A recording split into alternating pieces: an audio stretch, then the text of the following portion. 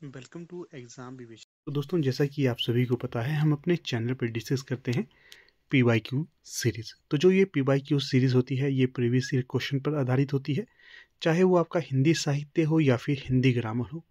तो इन दोनों की सीरीज़ आपके समक्ष लाता रहता हूँ, तो ध्यानपूर्वक आप इसे देखा करें। जो तथ्य आपको नहीं आते हैं तो उन्हें अपनी कॉपी पे भी आपने अवश्य नोट करना है। आज का जो लेक्चर है ये हिंदी ग्रामर पर आधारित है। इससे हाल ही में कोई परीक्षा हुई थी जहाँ पर हिंदी ग्रामर पूछा गया था। आप लोगों को ये ज्ञात होगा ही कि चाहे हिमाचल प्रदेश में कोई भी परीक्षा क्यों ना हो, चाहे वो HPPSC के द्वारा कंडक्ट करी जाती है या फिर कोई जो बोर्ड अभी हमारा राज्य चयन आयोग बना है उसके द्वारा कंडक्ट किया जाएगा, पुलिस होगा, पटवारी होगा, वहाँ पर ग्रामर के क्वेश्चन पूछे ही जाते हैं, कंपलसरी हैं ये। इसी के आधार में ये सीरीज़ हमारे द्वारा चलाई गई है। इसके पार्ट्स पहले भी बन चुके हैं, अगर अभी तक आपने उन्हें नहीं देखा है तो आप उन्हें भी देख सकते हो। लिंक आपको डिस्क्रिप्शन बॉक्स में मिल जाएगा। बाकी वीडियो अच्छी लगी तो अवश्य आप इसे लाइक, शेयर और चैनल को सब्सक्राइब कर देना। इसी के साथ साथ देखिए, आपको ये चीज़ बता देता हूँ, हमारी टीम के द्वारा हार्ड कॉपी नोट्स अब हिंदी ग्रामर के भी दिए जा रहे हैं।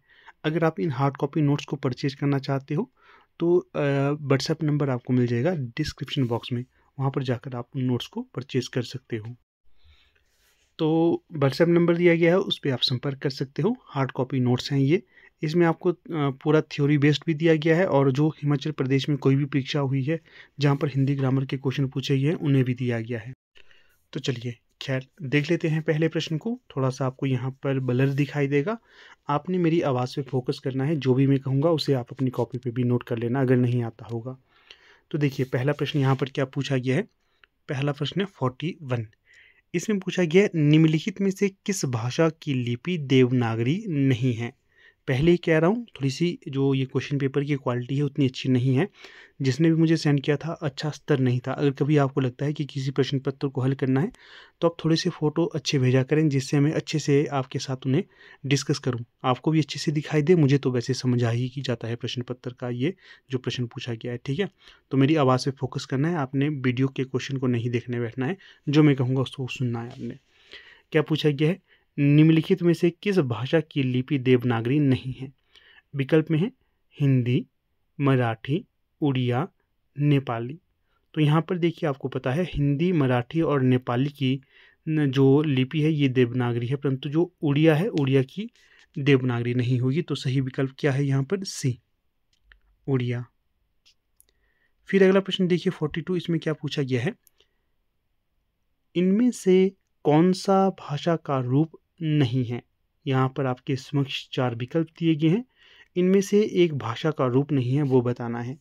विकल्प देखिए, मौखिक भाषा, लिखित भाषा, संकेत भाषा या फिर काव्य भाषा। जब भी आप ये देखिए पढ़ते हो या डिस्कस करते हो, चर्चा करते हो, तो वहाँ पर मौखिक भाषा होती है।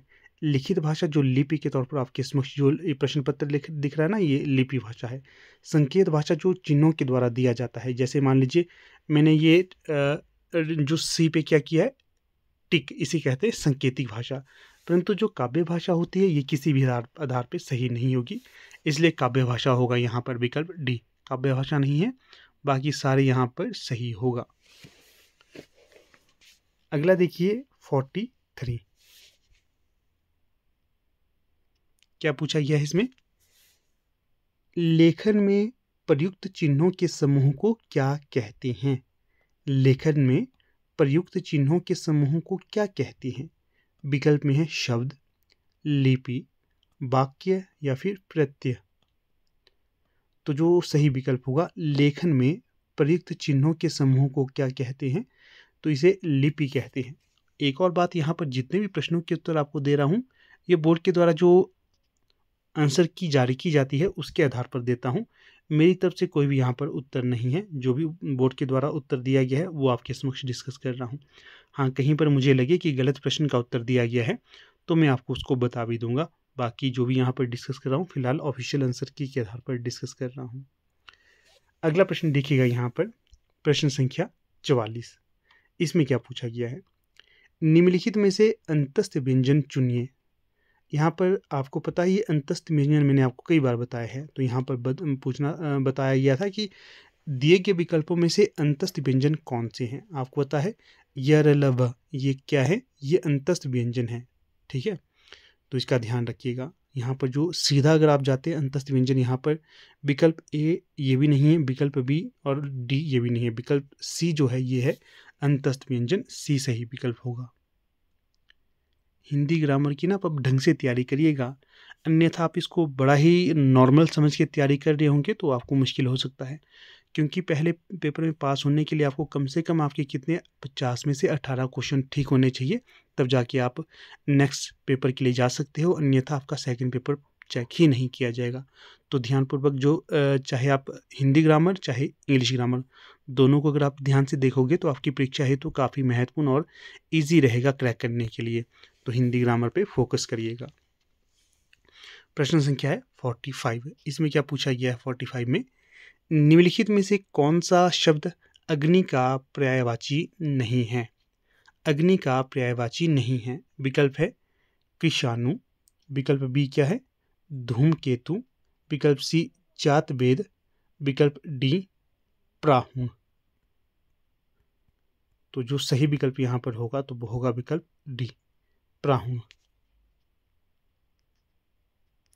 बाकी कृषाणु, धूमकेतु, जातवेद ये तीनों अग्नि के पर्यायवाची स्वीकार किए जाते हैं।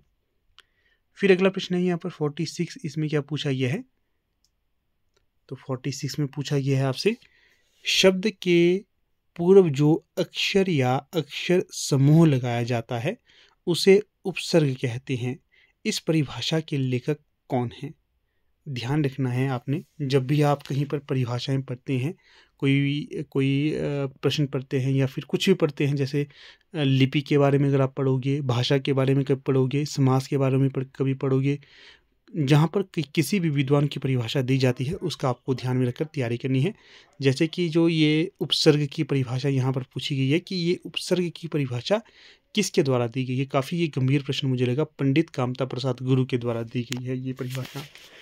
जो इनका जो पंडित कामता प्रसाद गुरु है ना, इनका जो व्याकरण ग्रंथ है काफ़ी प्रसिद्ध है, इसलिए जो प्रश्नकर्ता थे इन्होंने वहीं डायरेक्ट उस जो इनका व्याकरण ग्रंथ है वहाँ से ये प्रश्न उठाया है। जिसने वो व्याकरण ग्रंथ पढ़ा होगा तो आप सही कर सकते हो, अन्यथा थोड़ा सा मुश्किल हो जाता आपको ये क्रैक करने के लिए प्रश्न। ठीक है, तो जो मैं कह रहा हूँ इसकी गंभीरता को समझिएगा, आपको लाभ मिलेगा। तो सही जो विकल्प हो जाएगा तो ये हो जाएगा किसका, पंडित कामता प्रसाद गुरु का। किशोरी लाल वाजपेयी नहीं थे, भोलानाथ तिवारी नहीं थे, उदय नारायण तिवारी नहीं थे, तो सही जो होगा विकल्प सी। यहाँ पर देखिए पंडित कामता प्रसाद गुरु का व्याकरण, हिंदी व्याकरण के ग्रंथ पे काफ़ी महत्वपूर्ण कार्य है। तो जो भोलानाथ तिवारी है इन्होंने किस पे ज़्यादा काम किया है, भाषा विज्ञान पे। किशोरीदास वाजपेयी ये भी इनका भी व्याकरण इत्यादि पे कार्य है। ठीक है, इसका भी आपने ध्यान रखना है, कहीं पर अगर इनका नाम आपको मिलता है तो उसको भी आप गंभीरता से पढ़ते रहिएगा। फिर अगला प्रश्न है 47। यहाँ पर क्या पूछा गया है 47 में,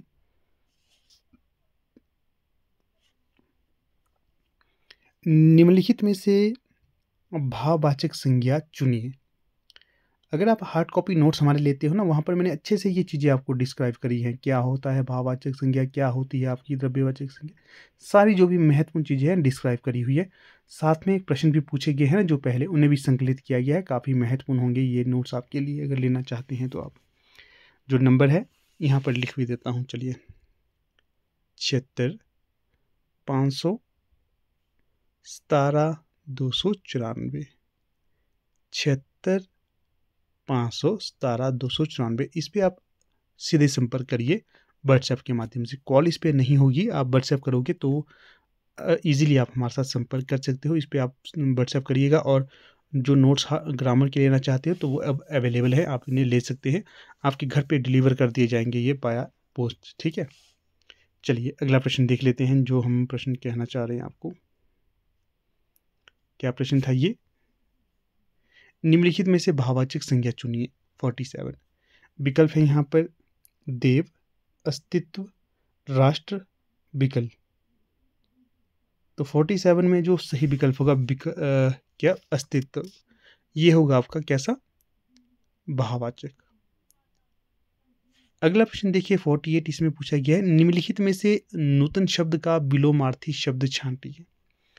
निम्नलिखित में से नूतन शब्द का विलोमार्थी कौन सा होगा वो छांटना है। विकल्प में है पुरातन, अधुनातन, अर्बाचीन, नवीन। 48 में जो सही विकल्प होगा तो वो होगा आपका पुरातन।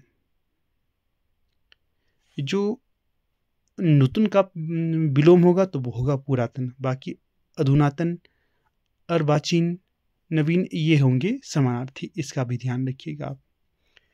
अगला जो प्रश्न है यहाँ पर 49, इसमें क्या पूछा गया है,